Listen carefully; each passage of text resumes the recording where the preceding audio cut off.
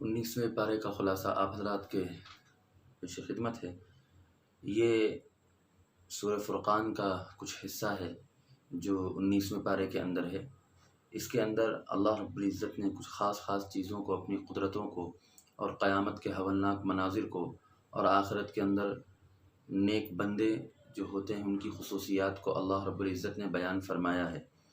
قیامت کے منظر کو بیان فرمایا کہ جس دن مجرمین فرشتوں کو دیکھیں گے اس دن وہ ان سے بھاگتے پھریں گے اور کہتے پھریں گے کاش کہ یہ لوگ ہمارے پاس سے چلے جائیں، اور ان کے عمل اللہ رب العزت نے فرمایا فَجَعَلْنَاهُ هَبَاءً مَنْثُورًا، تنکے کی طرح اڑا دیے جائیں گے۔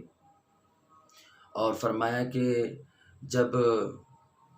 قیامت کا منظر ہوگا اور قیامت کا وقوع ہوگا تو اس دن بادشاہت اللہ رب العزت کی ہوگی، الملک یومئذ الحق للرحمن، اور جو ظالم لوگ ہوں گے، مشرکین لوگ ہوں گے، کافر لوگ ہوں گے، وہ اپنے ہاتھوں کو ایسے کاٹتے پھریں گے کہ کیا ہم نے کیا، کاش کہ ہم رسولوں کی بات مان لیے ہوتے، کاش کہ ہم قرآن کی بات کو مان لیے ہوتے۔ آگے اللہ رب العزت نے فرمایا کہ یہ کافرین لوگ اعتراض کرتے ہیں کہ قرآن کریم ایک ہی دفعہ میں پورا کیوں نازل نہیں کیا گیا، تھوڑا تھوڑا کر کے کیوں نازل کیا گیا؟ تو اس کی حکمت اس میں بیان کی گئی ہے کہ تھوڑا تھوڑا اس لیے نازل کیا گیا، ایک تو اس لیے تاکہ حضور صلی اللہ علیہ وسلم کو تسلی دی جائے، دوسرے اس لیے کہ کفار مکہ اور مشرکین آ کر طرح طرح کے اعتراض کرتے تھے تو ان کے اعتراضات کے جوابات بھی دے دیے جائیں، اس لیے قرآن کریم تھوڑا تھوڑا کر کے نازل کیا گیا۔ آگے اللہ رب العزت نے حضرت موسیٰ اور ہارون کا ذکر فرمایا ہے، پھر اس کے بعد اپنی قدرت کا ذکر فرمایا ہے اور اپنی طاقت کا ذکر فرمایا ہے، اپنے انعامات اور اکرام کی جو بارش اللہ نے انسان کے لیے کی اس کو بیان فرمایا ہے۔ پھر آخری صورت میں اللہ رب العزت نے مومن بندوں اور رحمان کے بندوں کی کیا خصوصیت ہوتی ہے اس کو بیان فرمایا وَعِبَادُ الرَّحْمَنِ الَّذِينَ يَمْشُونَ عَلَى الْأَرْضِ هَوْنًا، کہ رحمان کے بندے وہ ہیں جو زمین پر اترا کر نہیں چلتے، اکڑ کر نہیں چلتے، آہستہ آہستہ چلتے ہیں، آرام سے چلتے ہیں، عاجزی کے ساتھ چلتے ہیں، انکساری کے ساتھ چلتے ہیں، اور جب ان سے جاہل مخاطب ہوتے ہیں تو کہتے ہیں السلام علیکم۔ اور والذین یبیتون لربہم سجدا وقیاما، اور اپنے رب کے لیے سجدہ کرتے ہیں، رات گزارتے ہیں، راتوں میں سجدہ کرتے ہیں، قیام کرتے ہیں، نمازیں پڑھتے ہیں، اور یہ کہتے ہیں کہ ہمارا رب ہم سے اس عذاب کو، جہنم کے عذاب کو دور فرما دیجئے۔ پھر فرمایا کہ الذین اذا انفقوا لم یسرفوا، جب وہ خرچ کرتے ہیں تو فضول خرچی نہیں کرتے ہیں اور بیجا نہیں خرچ کرتے ہیں۔ فرمایا کہ والذین لا يدعون مع اللہ الہا آخر، اللہ کے ساتھ کسی دوسرے کو معبود نہیں ٹھہراتے ہیں، کسی کو ناحق قتل نہیں کرتے ہیں، زنا نہیں کرتے ہیں، اور فرمایا کہ جو لوگ اگر ایسا کریں گے، زنا کریں گے، جھوٹ بولیں گے، فضول خرچی کریں گے تو ان کو قیامت دن عذاب ڈبل کر کے دیا جائے گا، مگر وہ لوگ جو توبہ کر لیں، ایمان لائیں، نیک عمل کریں تو اللہ رب العزت ان کو برائی کے بدلے میں اچھا ہی دے گا۔ اور فرمایا کہ وہ لوگ جو جھوٹی گواہی نہیں دیتے ہیں اور لغو بات نہیں کرتے ہیں، جھوٹی گواہی نہیں دیتے ہیں، اور جب ان کے سامنے ان کے رب کی نشانیاں ذکر کرتے ہیں تو خاموشی کے ساتھ وہاں عاجزی اختیار کرتے ہیں، اس کو مانتے ہیں، اور جو لوگ کہتے ہیں کہ ربنا ھب لنا من ازواجنا وذریاتنا قرۃ اعین واجعلنا للمتقین اماما،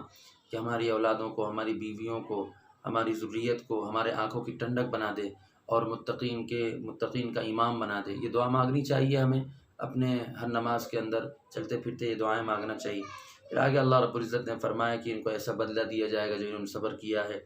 اور ہمیشہ کے ہمیش جنت میں داخل کر دیا جائے گا۔ آگے سورہ شعراء شروع ہوتی ہے، اس کے اندر آخر میں کفار مکہ مشرکین یہ کہا کرتے تھے کہ یہ قرآن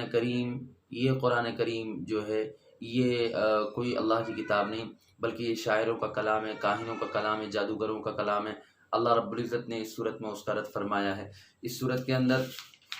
اپنی قدرت کو بیان کرنے کے ساتھ ساتھ اللہ رب العزت نے چند نبیوں کا ذکر فرمایا ہے، جن میں سے حضرت موسیٰ علیہ السلام ہیں۔ حضرت موسیٰ کے بعد اللہ رب العزت نے حضرت ابراہیم علیہ السلام کا ذکر فرمایا ہے۔ حضرت ابراہیم علیہ السلام کے بعد اللہ رب العزت نے حضرت نوح علیہ السلام کا ذکر فرمایا۔ حضرت نوح کے بعد اللہ رب العزت نے حضرت ہود کا ذکر فرمایا۔ حضرت ہود کے بعد اللہ رب العزت نے حضرت صالح علیہ السلام کا ذکر فرمایا۔ اس کے بعد حضرت لوط علیہ السلام کا ذکر فرمایا۔ پھر حضرت شعیب علیہ السلام کا ذکر فرمایا ہے۔ یہ تمام نبیوں کا ذکر فرمایا، ان کی قوموں کا ذکر فرمایا ہے، اور آخر میں اللہ رب العزت نے حضور صلی اللہ علیہ وسلم کو تسلی دی ہے، اور اللہ کے رسول صلی اللہ علیہ وسلم کی طرف سے جو اللہ کے رسول صلی اللہ علیہ وسلم پر جو اعتراضات کیے جاتے تھے ان کے جوابات دیے ہیں۔ اللہ رب العزت فرماتے ہیں کہ کیا تم یہ سمجھتے ہو کہ یہ کلام یہ کسی جادوگر کا کلام، یہ کسی ساحر کا کلام، یہ کسی شاعر کا کلام ہے؟ فرمایا نہیں، ایسا نہیں ہے، یہ اللہ رب العزت کا کلام ہے۔ جیسے فرمایا هل ننبئكم على من تنزل الشياطين تنزل على كل افاك اثيم يلقون السمع واكثرهم كاذبون والشعراء يتبعهم الغاوون الم تر انهم في كل واد يهيمون وانهم يقولون ما لا يفعلون۔ کاہن وغیرہ جو ہوتے ہیں وہ تو صرف شیطانی باتیں کرتے ہیں، شعراء جو ہوتے ہیں وہ ادھر کی ادھر کی پھینکتے ہیں، کبھی یہاں کبھی وہاں، کبھی اس وادی میں کبھی اس وادی میں، کبھی اس ہوا میں، کبھی چاند پر، کبھی سورج پر، کبھی زمین پر، کبھی آسمان پر، ان کا یہی حال ہوتا ہے۔ اس سے مراد وہ شعراء ہیں جو ہانکتے ہیں، جو شاعر ایسے ہیں جو واقعتاً دین کی بات کرتے ہیں اور حقیقت کی بات کرتے ہیں، ان کا رد نہیں کیا جا رہا ہے۔ اگر اللہ نے فرمایا کہ جو لوگ نیک عمل کرتے ہیں، اللہ کا ذکر کرتے ہیں، اللہ رب العزت ان کا ساتھ دے گا، اور ان کے ساتھ اللہ رب العزت بہت اچھا معاملہ فرمائیں گے۔ اور حضور صلی اللہ علیہ وسلم کو فرمایا کہ یہ لوگ جو آپ کی نافرمانی کہہ رہے ہیں، آپ کہہ دیجئے کہ میں تو بری ہوں تمہارے اعمال سے۔ آخر میں پھر سورہ نمل کو اللہ رب العزت نے سورہ نمل کا ذکر فرمایا۔ سورہ نمل کے اندر پہلے حضرت موسیٰ علیہ السلام کا ذکر ہے، پھر حضرت داؤد علیہ السلام کا تھوڑا تفصیلی ذکر فرمایا ہے کہ آپ کا گزر ایک جگہ سے ہوا جہاں چونٹیاں رہتی تھیں، تو کہا کہ